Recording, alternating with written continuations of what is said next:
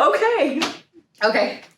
Hey guys, welcome back to another video. If you are new, welcome. My name is Kelly, and today I have Kelly with us here again to talk to you about what is the biggest misconception for landlord insurance policies. Oh my goodness, that's a big one. I love it that it's us Kellys together. That's the power of the K, by the way. I've been saying that for years. I still haven't got it to catch on. It's like in Mean Girls, what was that word that she kept trying to get everybody to say fetch? I'm trying to get everybody to say the power of the K. Nobody has caught to it yet. But anyway. Yeah, so landlord policies. So the biggest thing about landlord policies is everybody always thinks that when they rent a home or an apartment from somebody, that if there was a fire, that there's insurance. Like they literally say, but they have to have insurance. And what a lot of people don't know is that on a landlord policy, the landlord insurance policy is designed to cover the landlord. So it covers the landlord's property, the structure, and then if the landlord has any content, so if the landlord furnishes the apartment or the home, it'll cover the landlord's furnishings.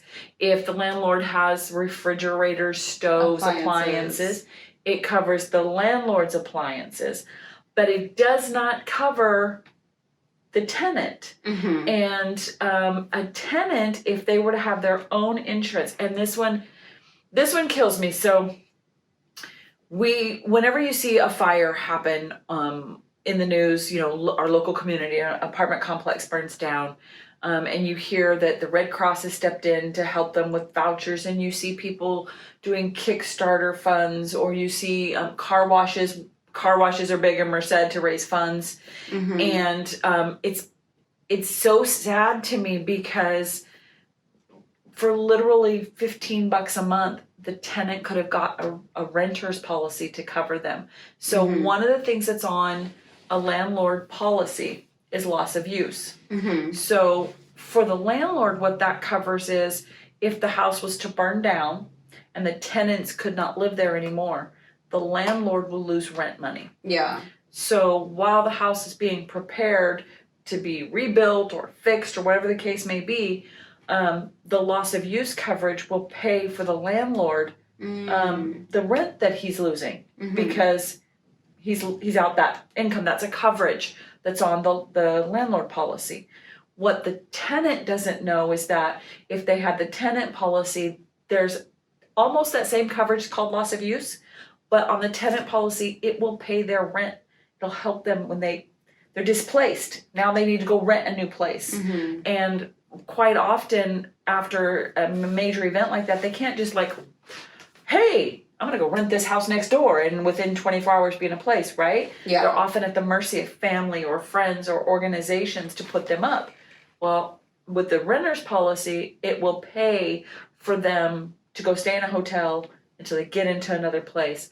And on the landlord side, it pays the landlord's loss of rent. So they don't lose out on the income while the house is being repaired.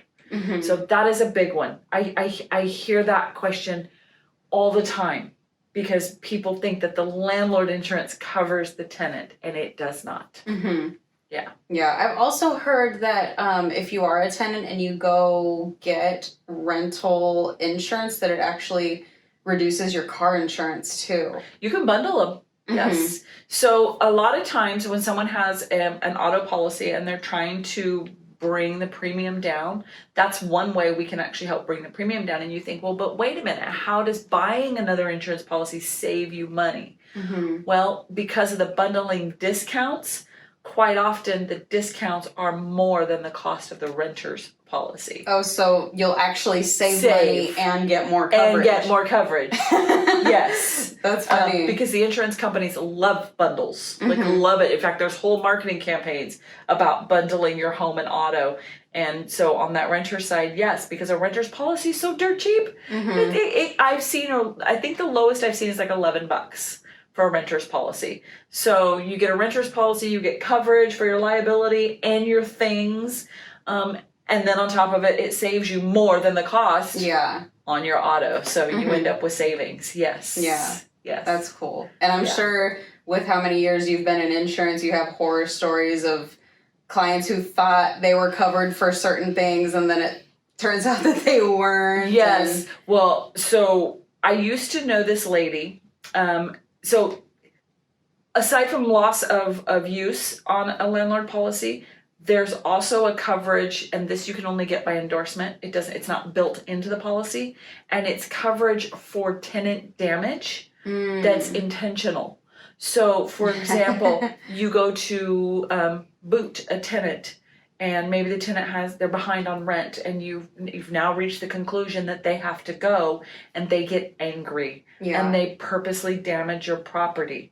Under the standard landlord policy, that's kind of not always covered under every standard landlord policy. Most landlord policies, you have to have that coverage endorsed on.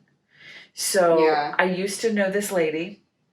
Her and her husband owned a company where they went in and essentially almost remodeled the house after tenants. So there are rules on what a landlord has to do after a tenant moves out. Things like painting and stuff like Yeah. So this particular woman, the horror stories that she told me of what they would encounter when they would go in to clean out a place after a tenant left. Oh, so much damage, so much money that the tenants or that the landlords would have to fork out to pay for repairs and cleanup. Whereas if maybe they had known that there was an endorsement they could put on that policy that would cover that damage, would save a lot, especially when you have someone who's an investor who owns a lot of properties and they go through a lot of tenants. Even if you only have one tenant per unit, every so often, it all adds up. Yes, it does. Well, I mean, you think about it. If you get a client in there who, I don't know, spills a candle on the carpet. How hard is it to clean candle wax out of carpet? Oh, you just have to replace the carpet. It's so bad. It's so bad. And I just put carpet in my house 2 years ago, and that was almost $10,000. Yeah. So if you've got a tenant who does some massive damage like that, and you have to replace the carpet, or they put holes in the walls, whatever the case may be, it's expensive. There's neglect or neglect. Oh, I know.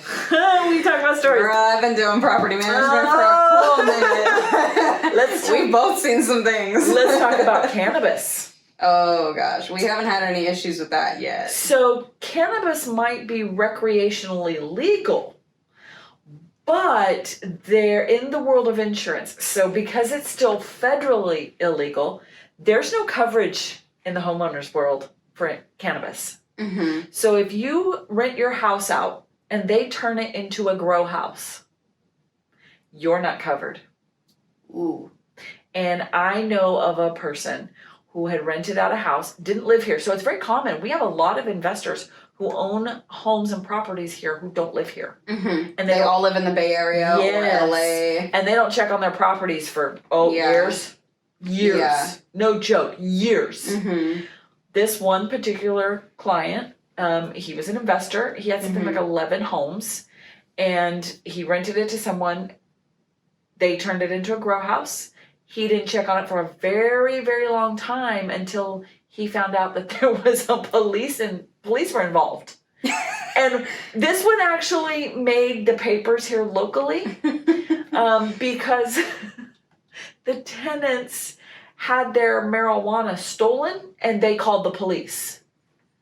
They had it in those little trailers that gardeners or contractors or handymen use that always have like rakes sticking up out of the back of them. They had one of those little trailers and they had their plants in it. Oh my God. Now how, each to their own, and how you have that many marijuana plants in a trailer sitting in your driveway and nobody says anything is beyond me.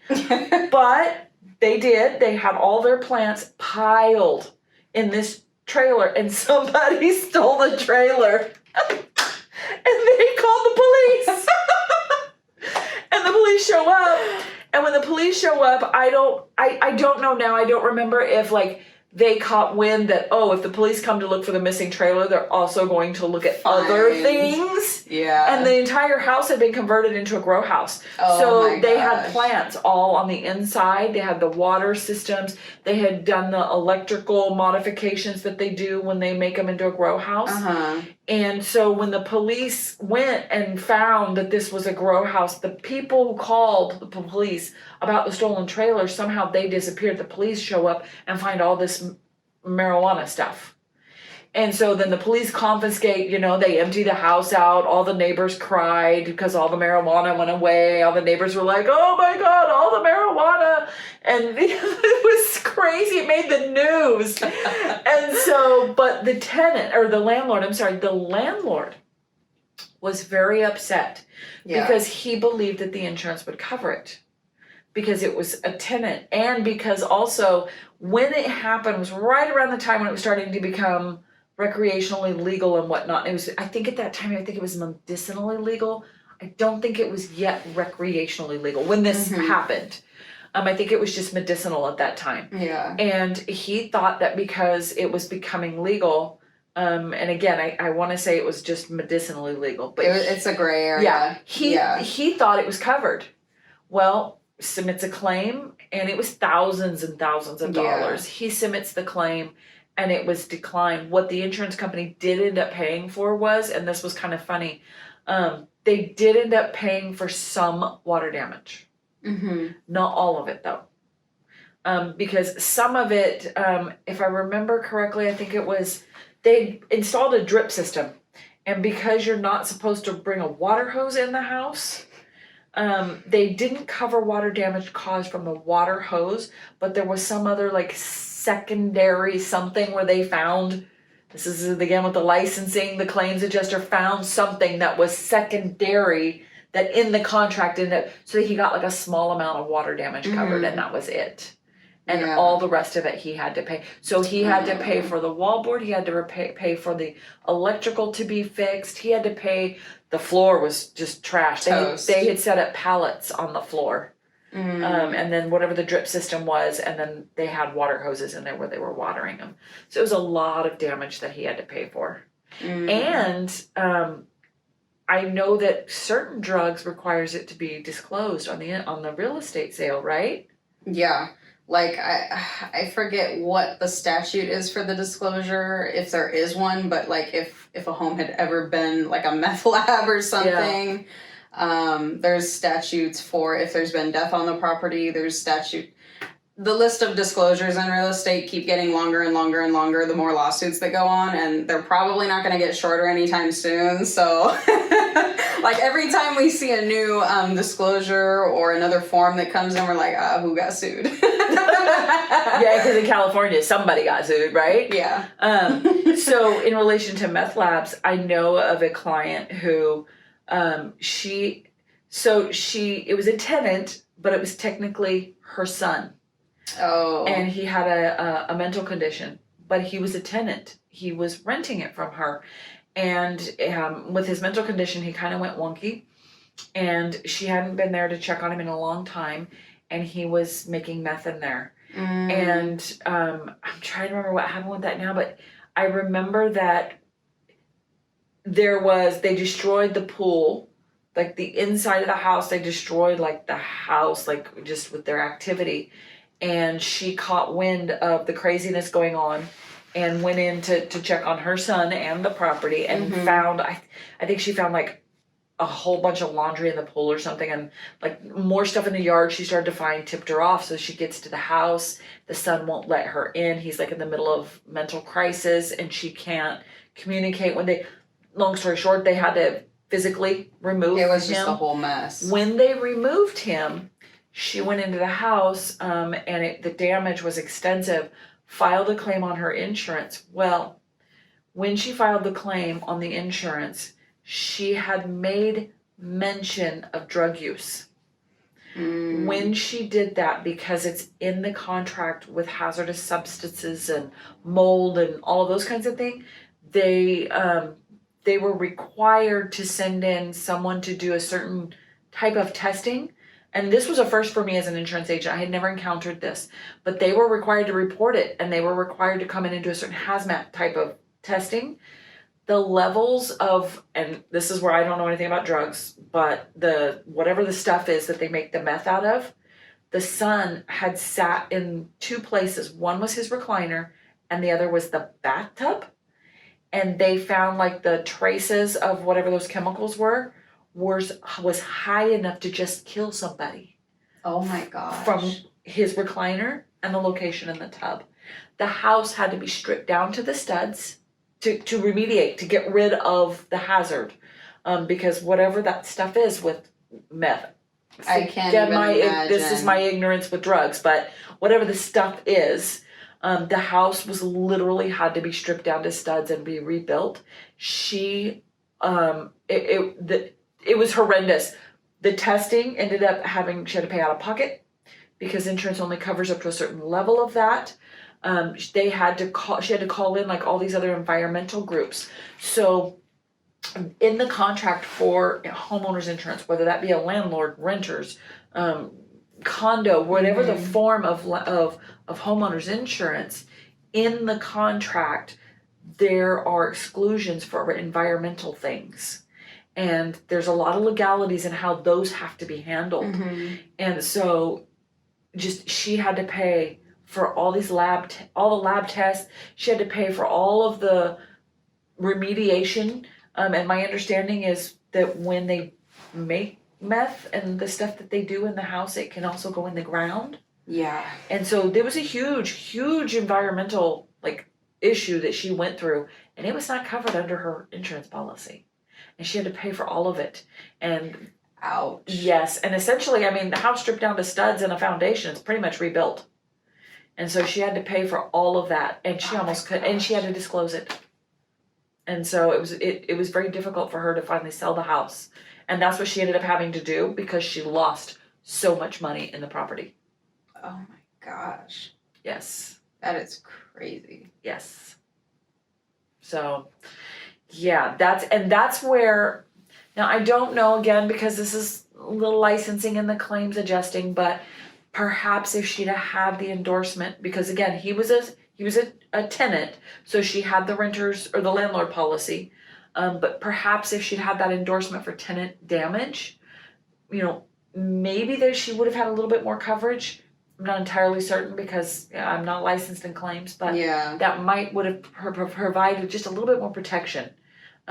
Because she was out. Yes. Hundreds of thousands. Yes. Yes. Pretty much essentially the cost of a house. Yeah. Yeah. That's crazy. Yeah.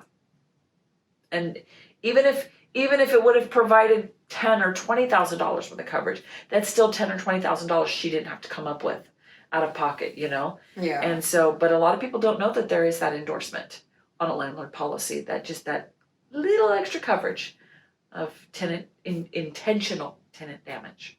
Yeah. Yeah. That's crazy. Well, for you guys, if you have any questions with landlord tenant policies, here is the queen of insurance. Let's talk about guns. Oh gosh. Guns and your homeowner's insurance. I know a whole lot about that. Guns and a homeowner's insurance policy. Wow, that's something we never talk about. Between the insurance agent, between the real estate agent, between the lender, the client, guns is never talked about. Really?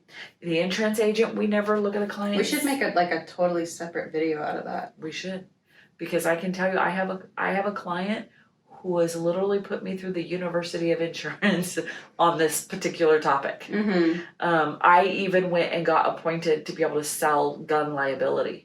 Wow. Because of it. Because of what I learned. Because there is an exclusion on a homeowner's policy for intentional harm to others that could prevent you from being covered if you shoot an intruder. Yeah, we'll have to do an entire video on that. Yeah. Yeah. Because that one is whoa.